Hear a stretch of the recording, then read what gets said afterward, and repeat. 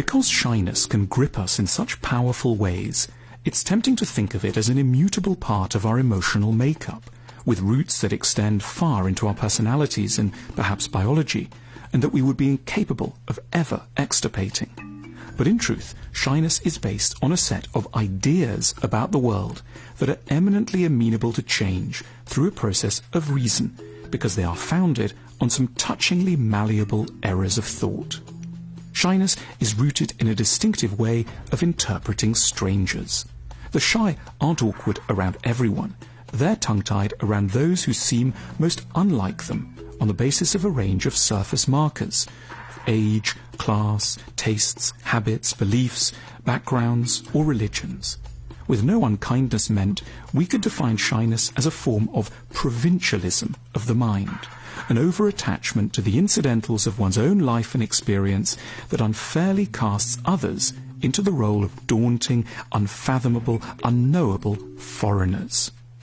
On contact with a person from another world or province, the shy allow their minds to be dominated by a forbidding aura of difference. They may, silently and awkwardly, say to themselves that there's nothing to be said or done because the other is famous, while they belong to the province of the obscure, or because the other is very old, while their province is firmly that of 20-somethings, or because the other is very clever, while their province is that of the non-intellectual, or because the other is from the land of very beautiful girls, while they hail from the province of average-looking boys. This is why there can be no grounds to laugh, hazard a playful remark, or feel at ease. The shy person doesn't intend to be unpleasant or unfriendly.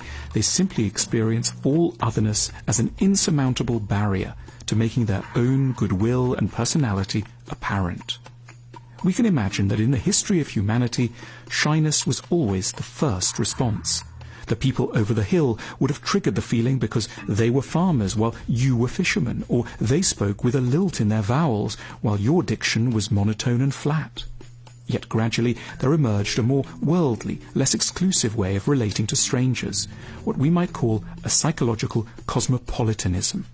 In the ancient civilizations of Greece and Rome, prompted by ever-increasing encounters between peoples who lived very different and mutually unfamiliar lives, thanks to developments in trade and shipping, an alternative to shyness developed. Greek travelers who worshipped human-like divinities learnt that Egyptians revered cats and certain birds. Romans who shaved their chins met barbarians who did not. Senators who lived in colonnaded houses with underfloor heating encountered chieftains who lived in drafty wooden huts.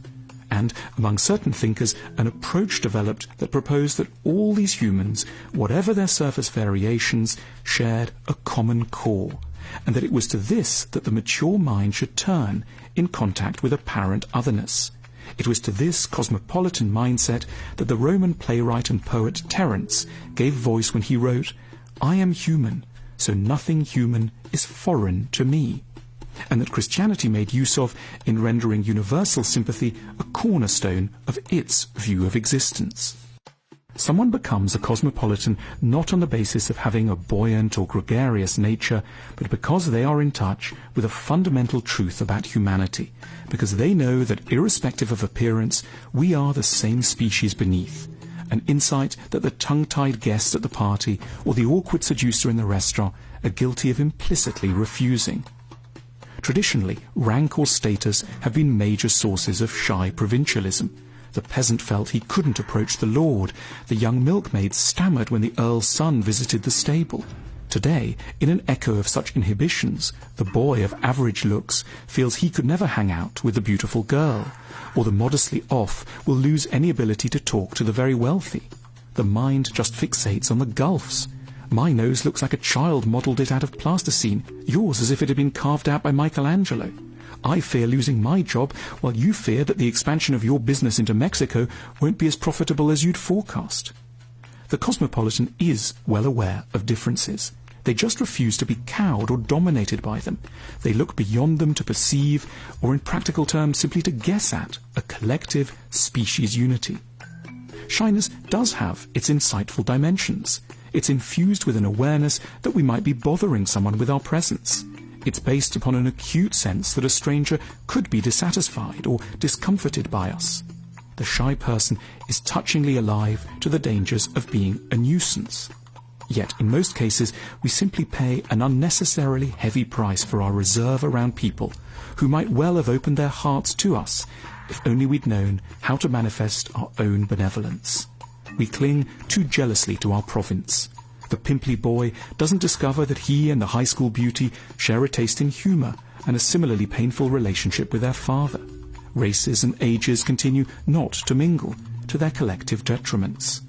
Shyness is a touching, yet ultimately excessive and unwarranted way of feeling special.